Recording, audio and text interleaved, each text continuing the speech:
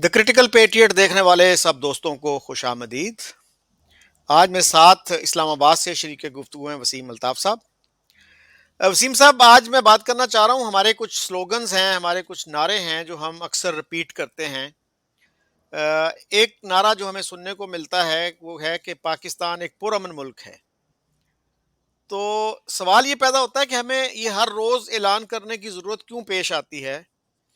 ایک global peace index ہے جس کے مطابق Iceland, New Zealand, Portugal, Switzerland, Japan یہ سب سے زیادہ پیسفل ملک ہیں۔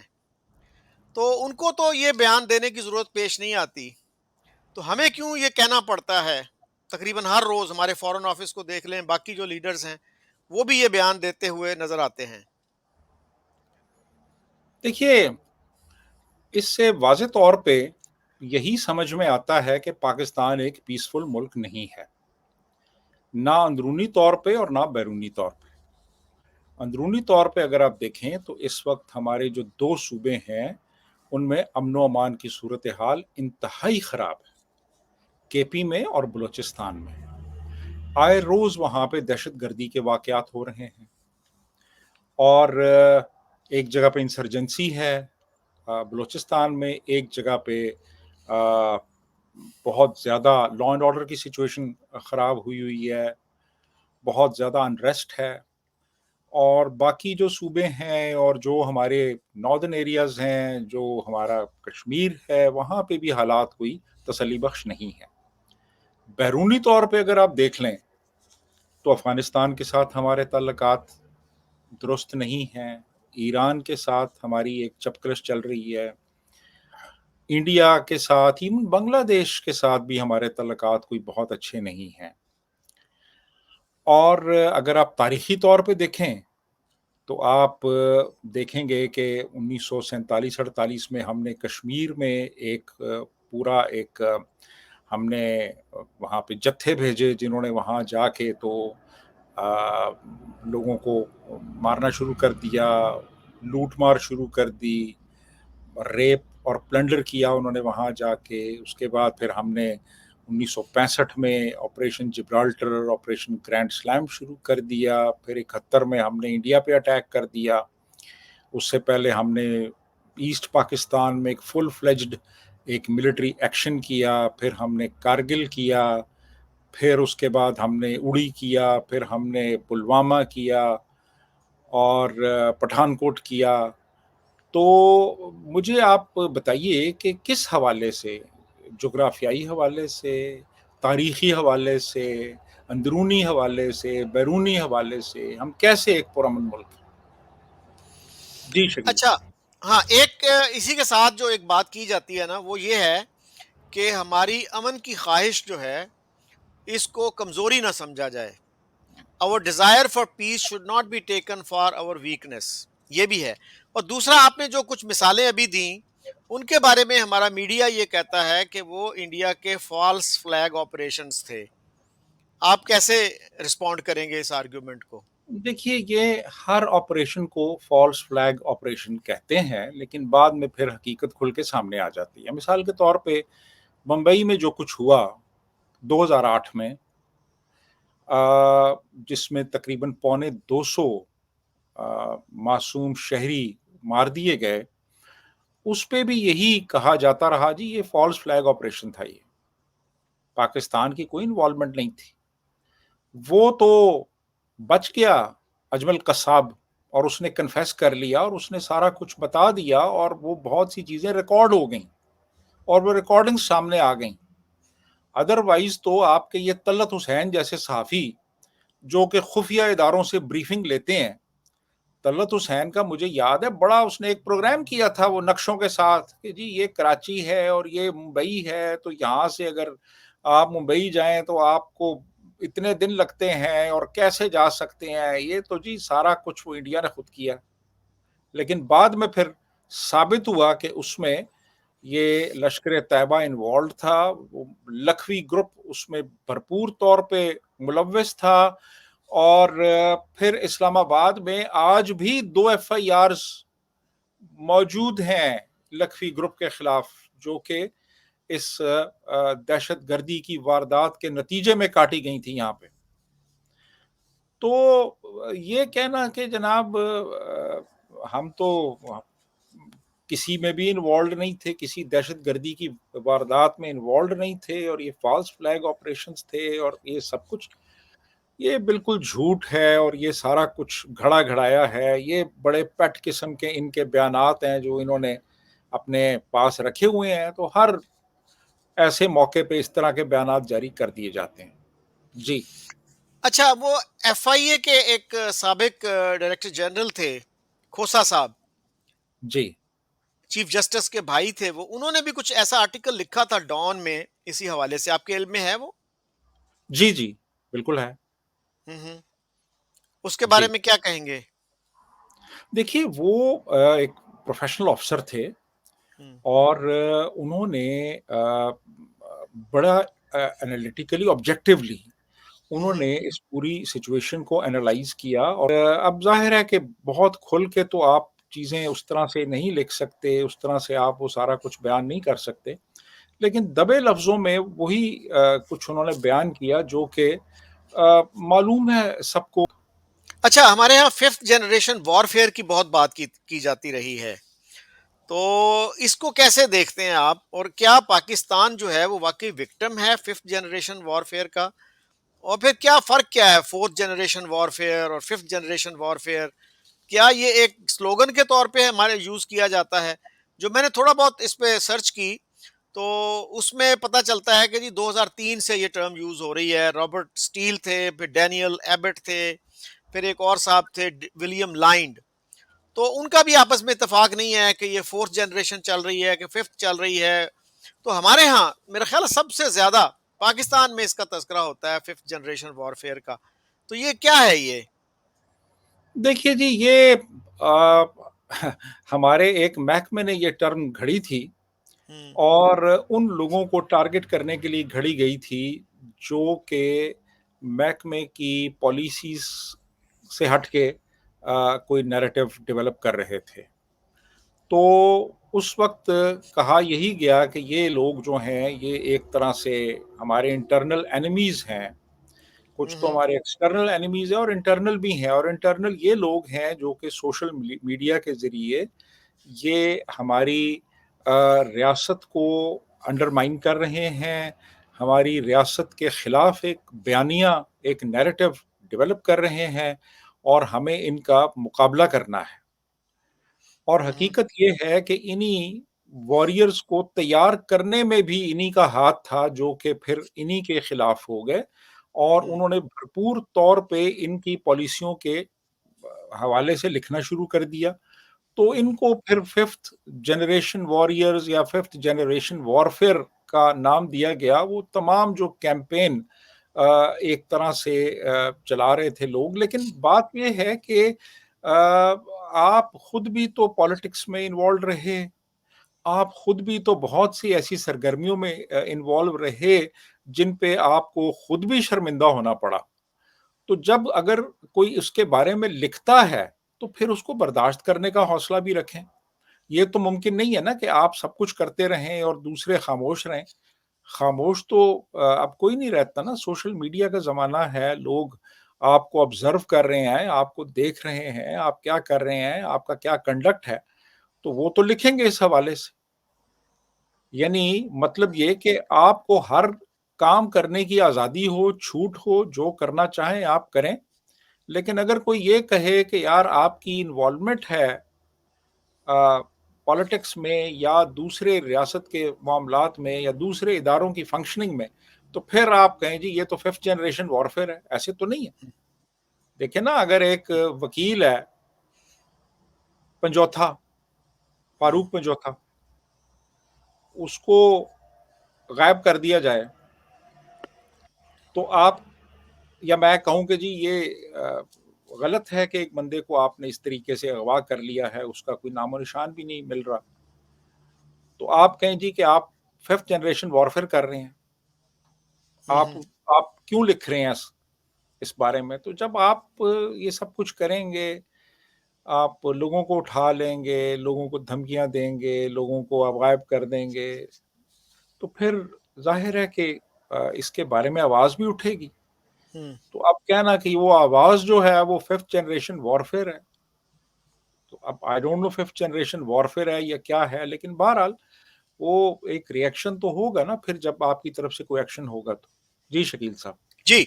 اچھا وسیم صاحب، جب ہم یہ بات کرتے ہیں نا کہ ہمارے ہاں اتنے ایکسٹریمسٹ ہیں، تو فوراً جواب یہ آتا ہے کہ ایکسٹریمسٹ تو ہر ملک میں ہوتے ہیں، انڈیا میں بھی ایکسٹریمسٹ ہیں، پاکستان میں بھی ہیں. تو اس پہ پھر ہمارے جو انڈین دوست ہیں وہ کہتے ہیں جی کہ کمنٹس میں آپ دیکھیں اگر تو وہ لکھتے ہیں کہ جی یہ فالس ایکویولنس ڈرا کر رہے ہیں. تو جب کسی پاکستانی محب وطن سے پوچھا جائے کہ بھئی پاکستان میں کون کون سے ایکسٹریمسٹ ہیں، تو پھر وہ نام لینے سے بہت گھبراتے ہیں. جنرل ٹرمز میں اگر بات کریں، ہاں جی ایکسٹریمسٹ ہیں، انڈیا میں بھی ہیں، پاکستان میں بھی ہیں. تو جب آپ ان سے کہیں کہ جی please name some of the extremist in Pakistan and may be in India also, تو پھر وہ اس طرف نہیں آتے. آپ کیا کہیں گے اس بارے میں؟ دیکھیے بات یہ ہے کہ ایکسٹریمسٹ تو موجود ہوتے ہیں، لیکن اب بات یہ ہے کہ آپ نے کوانٹم دیکھنا ہوتا ہے.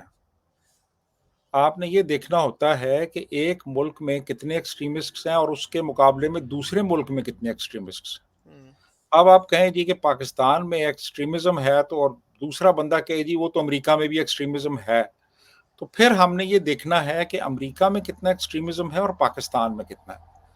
تو بات یہ ہے کہ جہاں پہ پورے آپ نے لشکر کھڑے کیے ہوئے ہیں، یہ لشکر طیبہ ہے اور یہ جیش محمد ہے اور یہ فلاں حرکت المجاہدین ہے اور یہ فلاں حرکت الانصار ہے اور فلاں یہ ہے اور وہ ہے اور سارا کچھ.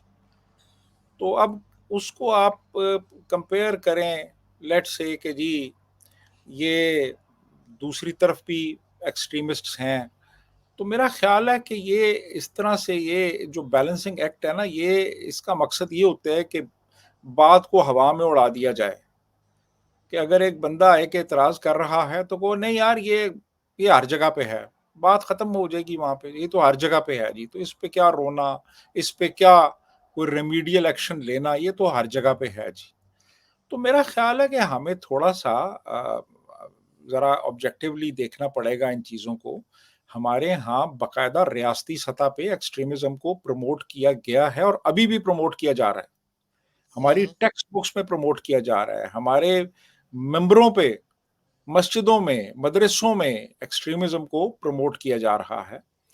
اور یہ چیزیں جو ہیں ان سب کو ریاستی سرپرستی حاصل ہے. تو اب کہنا کہ جناب دوسرے ملکوں میں بھی ایکسٹریمزم ہے، تو ایکسٹریمزم کی پھر ہمیں فارمز بھی دیکھنی ہوں گی نا کہ کس طرح کا ایکسٹریمزم ہے. آپ ایک ایسا ایکسٹریمزم جس میں کہ آپ کو باقاعدہ جنگ کی تربیت دی جائے اور دوسرے ملکوں میں بھیجا جائے دہشت گردی کے لیے، وہ ایکسٹریمزم جو ہے اس ایکسٹریمزم کا مقابلہ آپ ایک ایسے ایکسٹریمزم سے نہیں کر سکتے جہاں پہ کہ مثال کے طور پہ کچھ لوگ اپنی ایک خاص آئیڈیالوجی کو پریزرو کرنے کے لیے کوئی جلسے جلوس کر رہے ہیں اور مختلف کنونشنز منعقد کر رہے ہیں. تو یہ مختلف قسم کے ایکسٹریمزم ہیں. یعنی سب سے خطرناک اور قابل مذمت ایکسٹریمزم وہ ہے جس میں کہ وائلنس بھی پھر شامل ہو جائے اور وہ ٹیررزم کی طرف چلا جائے. تو اس حوالے سے تو ہمارا جو بھی ریکارڈ ہے وہ پوری دنیا کے سامنے ہے کہ ہم نے یہاں پہ تیار کی اور پھر ان کو مختلف ملکوں میں بھیجا اور انہوں نے اچھا جا کے سب کچھ کیا. جی وسیم صاحب، آپ کی یہ باتیں سن کے ہو سکتا ہے کوئی پیٹریوٹک پاکستانی یہ کہے کہ جی انڈیا بھی تو یہی کچھ کرتا رہا ہے.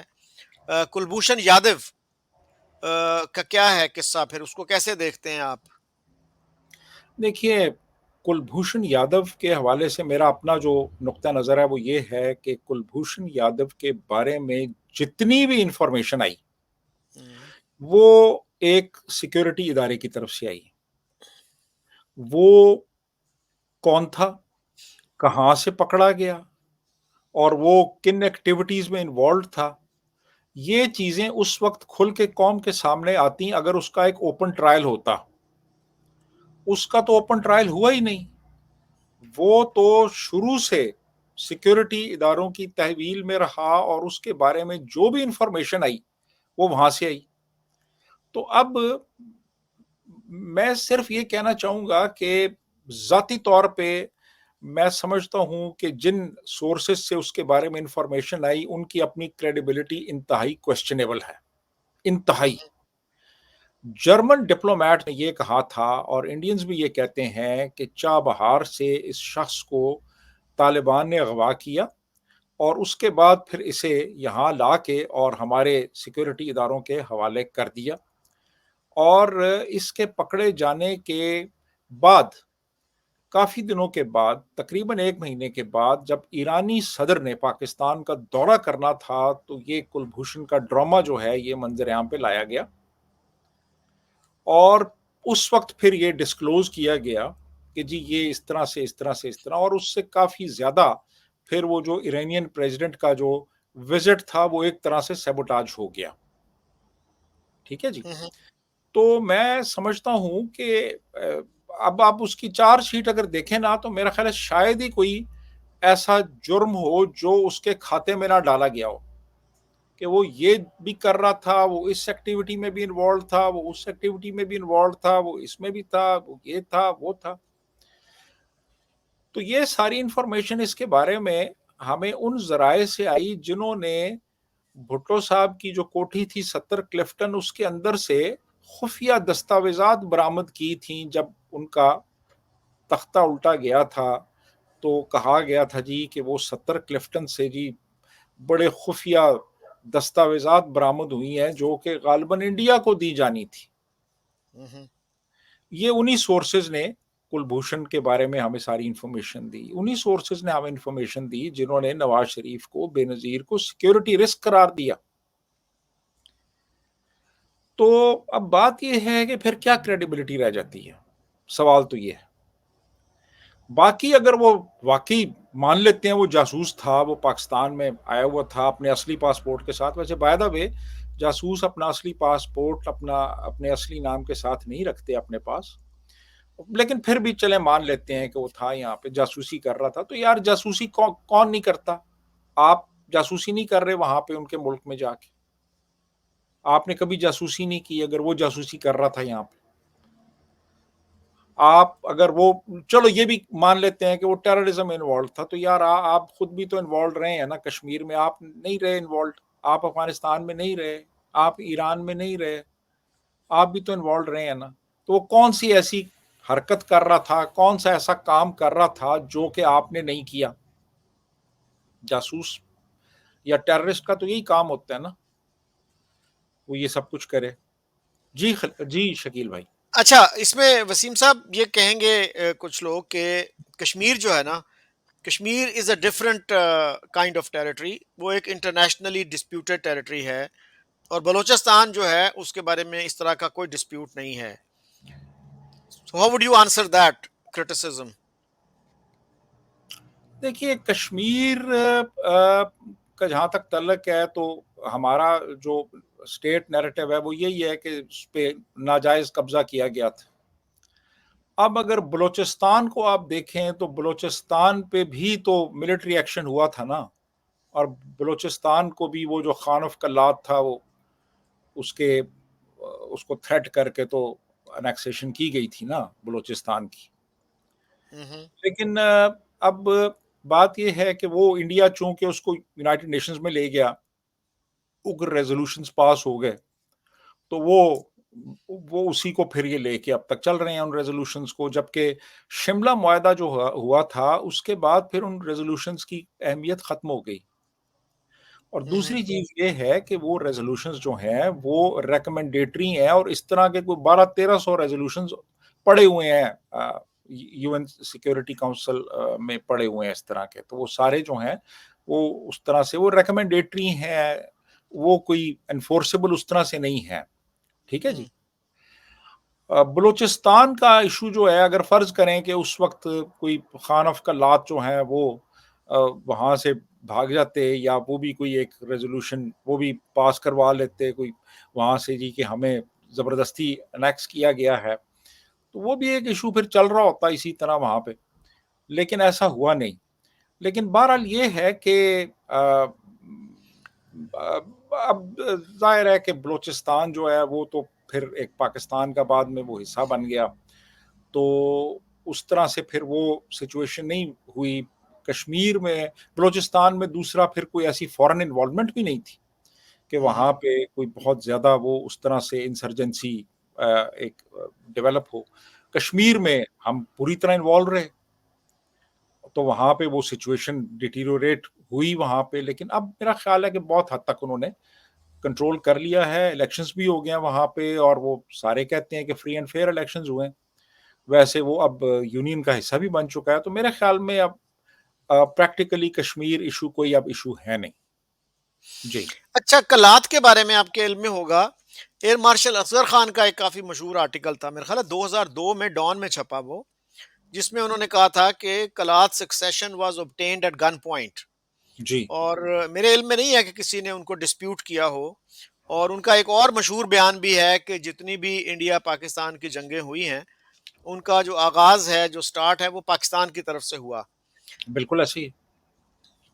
اچھا، وسیم صاحب، ہمارے ایک ریٹائرڈ بیوروکریٹ ہیں شوکت علی شاہ. انہوں نے نوائے وقت میں لکھا 26 جون 2015 کو کہ مسلم دشمنی اور پاکستان سے نفرت ہر ہندو کو گھٹی میں پلائی جاتی ہے. یعنی انہیں پیدا ہوتے ہی برین واش کیا جاتا ہے اینٹی مسلم سینٹیمنٹس اور پاکستان سے ہیٹرڈ.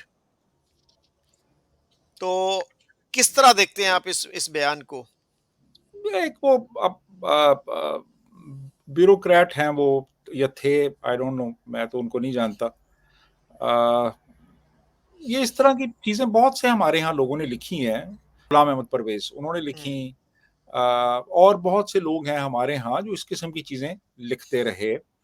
لیکن ان کی کوئی ایز سچ نہ کوئی انٹلیکچوئل سٹینڈنگ ہے اور نہ انہوں نے اپنی جو بھی اسرشنز ہیں ان کو انہوں نے کسی ڈیٹا سے یا کسی ہسٹوریکل ریفرنس سے بیک اپ کیا ہو. میرے علم میں نہیں ہے کہ انڈیا میں کوئی اس طریقے سے مسلمانوں کے بارے میں کوئی ایسی چیز انڈوکٹرینیٹ کی جاتی ہے. انڈیا میں 20 کروڑ مسلمان تو انڈیا کے اپنے شہر ہی ہیں. انڈیا کے تو کئی پریزیڈنٹ مسلمان تھے، ان کا ایئر چیف مسلمان تھا، ان کی آرمی میں 3 اسٹار جنرلز مسلمان تھے، اور بی جے پی کا موجودہ اسپوکس پرسن مسلمان ہے. تو بات یہ ہے کہ وہ کیوں مسلمانوں کے بارے میں ایسی بات کہیں گے، ہے جی. اور جہاں تک پاکستان کا تعلق ہے تو پاکستان کوئی بہت زیادہ انڈیا کے لیے اب میرا خیال ہے کہ ریلیونٹ نہیں رہا، بلکہ شاید دنیا کے لیے ریلیونٹ نہیں رہا. اتنا تھا پہلے، اب نہیں ہے.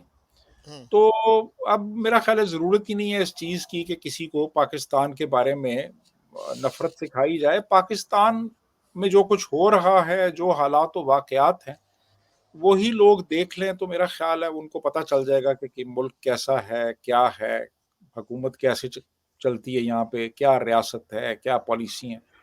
تو میرا خیال ہے اتنا ہی کافی ہے، مزید کچھ جی سکھانے کی ضرورت نہیں ہے. جی، بڑی آئرونک بات ہے وسیم صاحب یہ کہ نوائے وقت جیسا اخبار یہ چیز لکھ رہا ہے کہ انڈیا میں پاکستان کے خلاف نفرت سکھائی جاتی ہے، اور اس کے جو اونر تھے، اونر بھی تھے، ایڈیٹر بھی تھے، مجید نظامی.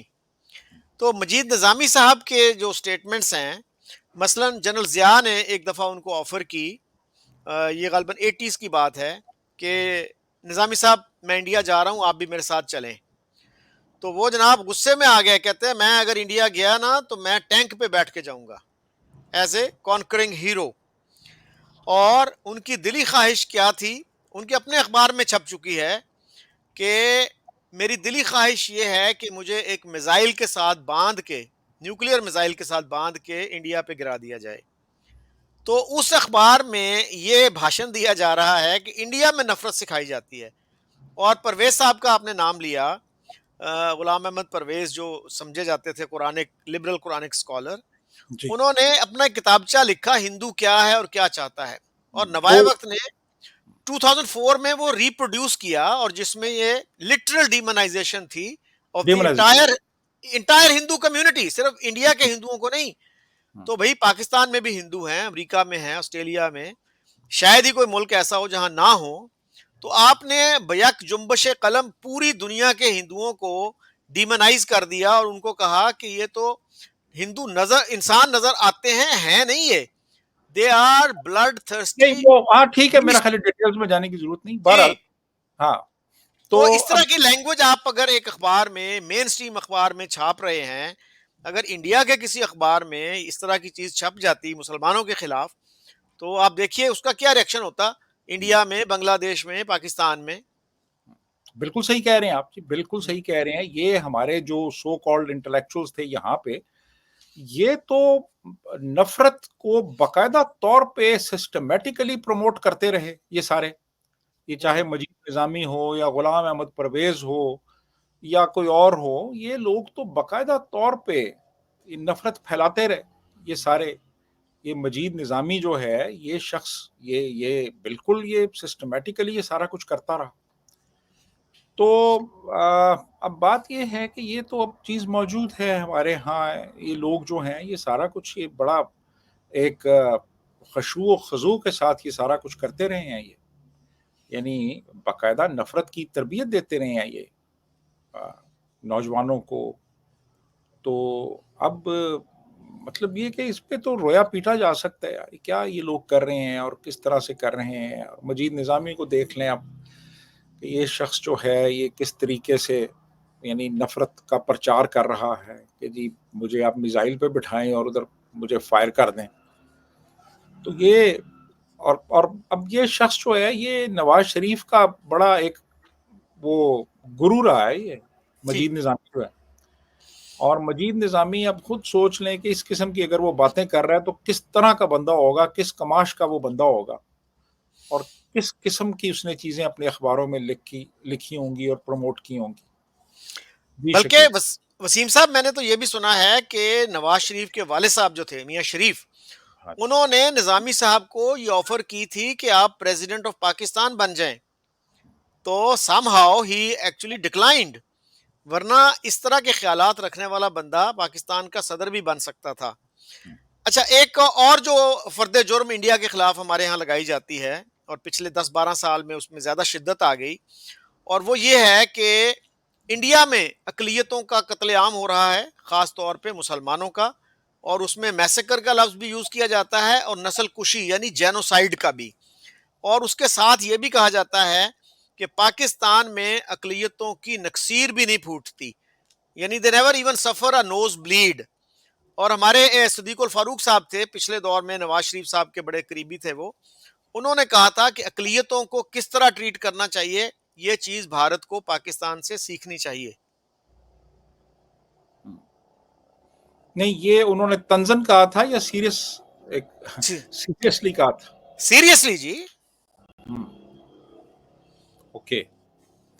ہاں تو بالکل یہ ہمارے ہاں یہ ایسے رہا ہے یہ سلسلہ، اس میں کوئی شک نہیں ہے کہ ہمارے ہاں باقاعدہ طور پہ یہ چیز جو ہے یہ اقلیتوں سے نفرت پروموٹ کی جاتی رہی ہے اوور دی ایئرز. آپ دیکھ لیں کہ ہمارے ہاں جو کرسچن کمیونٹی ہے یا جو احمدیہ کمیونٹی ہے یا ایون جو ایتھنک مختلف گروپس ہیں، ان کے حوالے سے باقاعدہ طور پہ ایک ہیٹ مانگرنگ جو ہے اس کو پروموٹ کیا جاتا رہا ہے ہمارے ہاں. جی شکیل صاحب. اچھا، اس میں وسیم صاحب اگر آپ سٹیٹسٹکس بھی دیکھیں کہ آج تک انڈیا میں کتنے مسلمان مارے گئے ہیں اور پاکستان میں کتنے مسلمان مارے گئے ہیں، تو اب تو ہمارے ہاں آفیشیل نیریٹو ہے کہ پچھلے 20 سال میں ہمارے ہاں کوئی 70,000 لوگ مارے گئے ہیں. تو وہ سب مسلمان ہی تھے نا، یا over whelming majority of them were Muslims. اور 71 میں ایسٹ پاکستان میں کتنے لوگ مارے گئے، اور انڈیا کے فسادات میں اب تک کتنے لوگ مارے گئے ہیں. ایک انڈین اسکالر کا کہنا تھا کہ اس میں شاید 10,000 لوگ مارے گئے ہوں گے جتنے بھی فسادات ہوئے ہیں. چلیں 10,000 نہیں تو 12 لگا لیں، 15 لگا لیں. تو اس سے زیادہ تو ایون ٹکا خان نے ایکسیپٹ کیا تھا ایسٹ پاکستان میں. ان کا جو سب سے محتاط اندازہ تھا وہ تھا 35,000 پیپل. شیخ مجیب کا تو آپ کو پتا انہوں نے تو 3 ملین کا فگر دے دیا تھا. اور ہمارے بہت سارے جو اسکالرز ہیں وہ یہ کہتے ہیں کہ کم از کم 3 لاکھ لوگ مارے گئے تھے، اس لیے کہ شیخ مجیب کی شاید انگریزی اتنی اچھی نہیں تھی، وہ 3 لاکھ کہنا چاہ رہے تھے تو 3 ملین انہوں نے کہہ دیا اور وہ سٹیٹ اسی پہ پکی ہو گئی. تو ایک سال میں اگر 3 لاکھ لوگ مارے گئے ہیں، مسلمان مارے گئے ہیں اس ملک میں جو مسلمانوں کی پروٹیکشن کے لیے بنا، is that not very ironic؟ نہیں، میرا خیال ہے یہ فگرز جو ہے نا یہ بہت ایگزاجریٹڈ ہیں. موسٹ پروبیبلی یعنی میں سمجھتا ہوں جو ایک بہت ہی ایک محتاط اندازہ ہے اس کے مطابق وہ 3 لاکھ کے قریب وہاں پہ ہوئے تھے، میسیکر میں لوگ مارے گئے تھے ایسٹ پاکستان میں. وہ جو پورا ملٹری ایکشن تھا جو 25 مارچ 1971 کو شروع ہوا اور 16 دسمبر جب انہوں نے ہتھیار ڈالے اس وقت تک اس پورے عرصے میں، کیونکہ کافی میس اسکیل یہ ملٹری ایکشن تھا، تو فگرز کا اس میں تھوڑا ہیر پھیر ہے. 30 لاکھ تو بالکل نہیں ہے، یعنی ایٹ بیسٹ 3 لاکھ ہو سکتے ہیں جو کہ وہاں پہ ایسٹ پاکستان میں انہوں نے جن کا قتل عام کیا انہوں نے.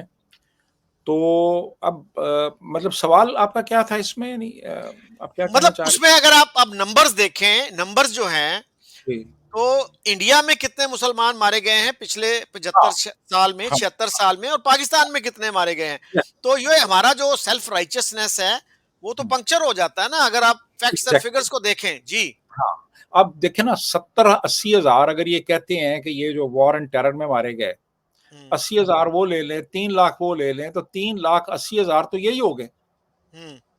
اگر لیٹ سے 4 لاکھ مسلمان 77 سے لے کے اب تک مارا گیا ہے پاکستان 47 کے سے لے 47 سے 47 سے، ہاں 47 سے لے کے اب تک 70 سال میں اگر 4 لاکھ مسلمان مارا گیا ہے تو ان کو مارنے والے بھی تو مسلمان تھے. جی اب اس کے برعکس آپ یہ دیکھیں کہ انڈیا میں جتنے مسلمانوں کا قتل عام ہوا ان کو مارنے والے کون تھے اور وہ ان کی تعداد کیا ہے. تو وہ میرا خیال ہے وہ 50,000 بھی نہیں مرے گی، ہو سکتا ہے وہ 10,000 بھی نہ ہو. نہیں، میں نے جیسے کہا کہ وہ ایک انڈین اسکالر نے اس کا اندازہ تھا کہ 10,000 کے قریب لوگ ہوں گے. اگر 12,000 بھی ہوں تو ہاں جی. کتنا بڑا فگر کا ڈفرنس ہے یہ. اور سر آپ کے علم میں ہے کہ 1950 میں ایسٹ پاکستان میں ہندوؤں کا ایک قتل عام ہوا تھا جس میں کہا جاتا ہے 10,000 ہندو مارے گئے تھے، اور پہلے جو لا منسٹر تھے پاکستان کے جوگندر ناتھ منڈل، اسی قتل عام کے بعد پھر انہوں نے اپنا لیٹر آف ریزگنیشن دیا اور نہ صرف اپنا عہدہ چھوڑ دیا، وہ ملک چھوڑ کے چلے گئے، اور اچھی. انہوں نے اپنی عمر کے آخری حصہ جو تھا وہ پھر کلکتہ میں گزارا، گمنامی میں. ان کو انڈیا میں بھی کوئی خاص اہمیت نہیں دی گئی، ان کو پروپیگنڈا ٹول کے طور پر بھی نہیں یوز کیا گیا، تو وہ پھر گمنامی میں ہی مر گئے وہاں پہ. ایسی ہے بالکل.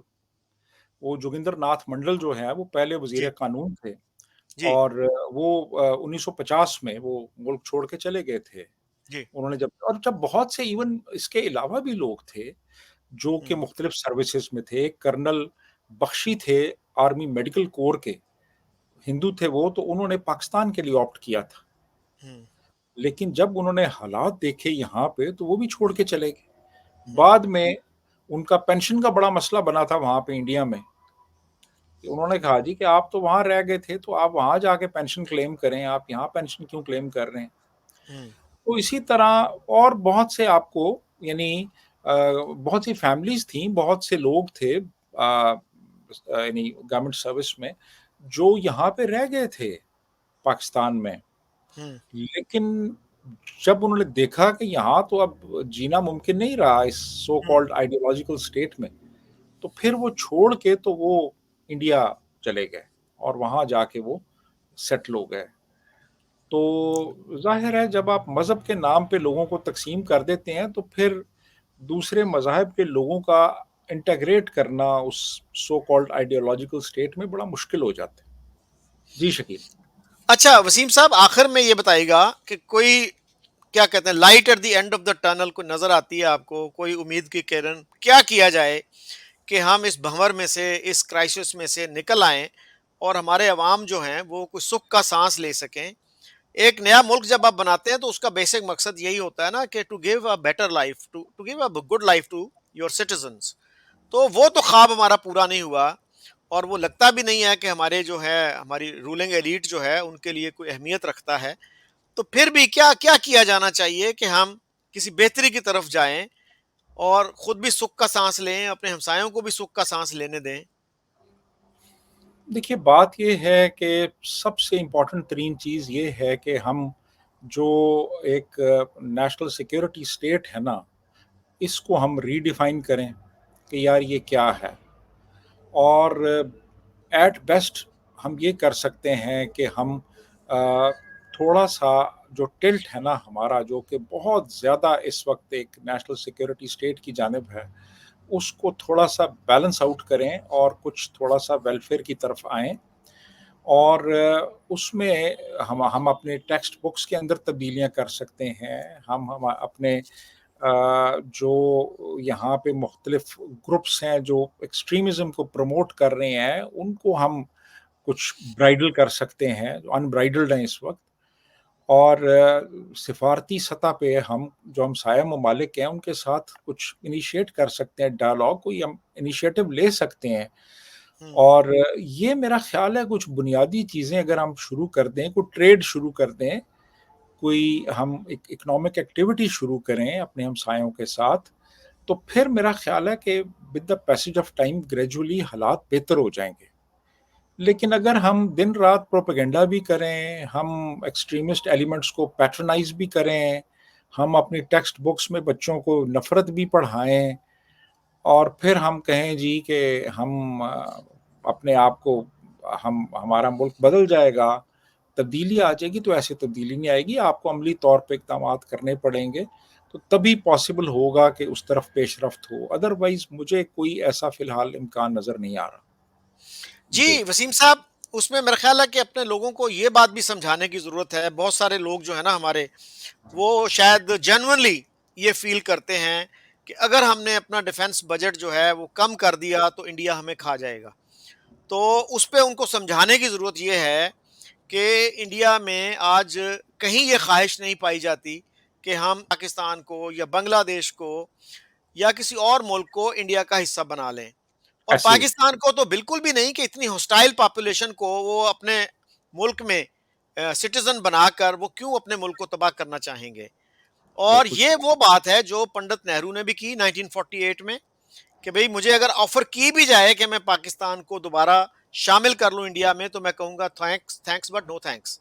اسی طرح سے نریندر مودی جی نے 2013 میں میرا خیال ہے یہ کہا تھا ایک انٹرویو میں شاہد صدیقی صاحب کو, کہ میں انڈیا کے پریزنٹ بارڈرز کے ساتھ بڑا خوش ہوں, I don't want Akhand Bharat.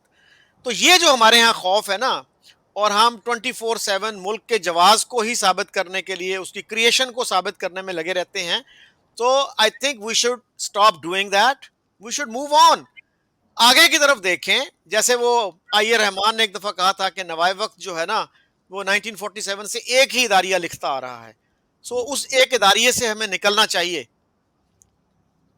بالکل ٹھیک, آئی فلی ایگری جی, بالکل ٹھیک ہے. میں کہتا ہوں آپ انڈیا کی بات کر رہے ہیں, اگر ہم ایران یا افغانستان کو کہیں یار آپ ہمیں اپنا حصہ بنا لے, تو وہ بھی انکار کر دیں گے.